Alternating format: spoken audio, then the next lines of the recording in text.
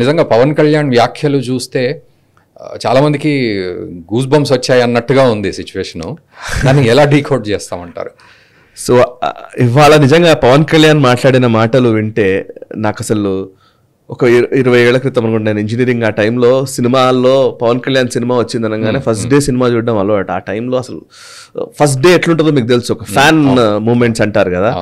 Literally after 20 years నాకు తెలిసి ఇప్పుడు ఇవాళ ఆయన ఆ కనకదుర్గమ్మ గుడి దగ్గర మాట్లాడుతూ ఉంటే ఆ రోజు ఎంత విజిల్స్ వేయాలి, థియేటర్లో పేపర్ విసిరేసిన రోజు ఉంది సార్, అంతకంటే ఒక 100 రెట్ల ఆనందం వచ్చిందండి.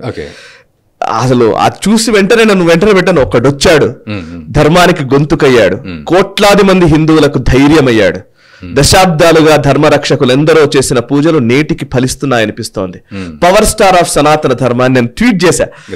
లిటరల్లీ నాకు అంటే గత 10 సంవత్సరాల నుంచి అయితే లిటరల్లీ 10 సంవత్సరాల నుంచి వేరే ఛానల్లో ఉన్నప్పుడు కానీ నేషనల్ స్టార్ పెట్టినప్పటి నుంచి కానీ అనేక సార్లు ఈ సెక్యులరిజం అనే మాటతోటి, సెక్యులరిజం ముసుగులో లేదా సెక్యులరిజం అనే పేరుతోటి హిందువుల్ని అదే పనిగా టార్గెట్ చేస్తున్నటువంటి అనేక మంది ఉన్నారు. ఎన్నోసార్లు ఎన్నో వీడియోల్లో మాట్లాడుతూ ఉన్నాం, మనం నేషనల్ స్టార్ రెగ్యులర్ గా చెప్తూనే ఉన్నాం.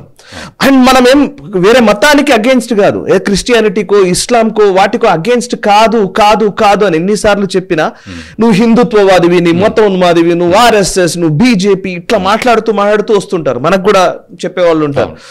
ఒకసారి అంటే ఒక సినిమా హీరో, ఒక పవర్ స్టార్ పవన్ కళ్యాణ్ లాంటి వ్యక్తి, ఒక జనసేన పార్టీ అధినేత, డిప్యూటీ సీఎం ఆఫ్ ఆంధ్రప్రదేశ్ ఇవాళ సేమ్ మాటలు అంటే ఎందరో కొన్ని కోట్లాది మంది ధర్మ పరిరక్షకులు, ధర్మం కోసం సంవత్సరాల పాటు వాళ్ళు త్యాగం చేశారు, జీవితాలు త్యాగం చేసిన వాళ్ళందరికీ ఒక ఆలంబనగా అనిపించింది.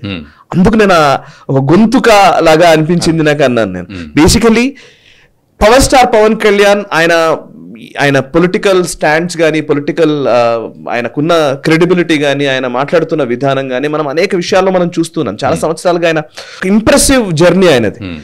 ఇవాళ నాకు అనిపిస్తుంది ఒక పరిపక్వమైనటువంటి వ్యక్తిగా ఆయన నాకు ఇవాళ కనబడుతున్నారండి. నిజంగా thank you very much Pawan Kalyan garu, thank you so much.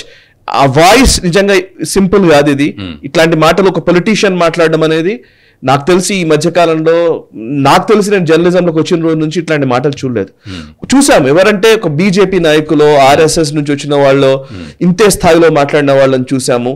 BJP నుంచి వచ్చిన వాళ్ళంటే వాళ్ళు మొదటి నుంచి కూడా వాళ్ళకు ఒక ధర్మం పట్ల వాళ్ళకి అవగాహన ఉంది, ధర్మం గురించి వాళ్ళు మాట్లాడతారు, ధర్మం కోసమే పనిచేస్తామన్న భావన ఉంటుంది. కానీ బీజేపీ కాకుండా వేరే పార్టీని స్థాపించి అండ్ అందులోనూ సినిమా ఇండస్ట్రీ నుంచి వచ్చినటువంటి వ్యక్తి ఇంత సీరియస్ గా మాట్లాడడం అయితే నాకు కనబడలేదండి.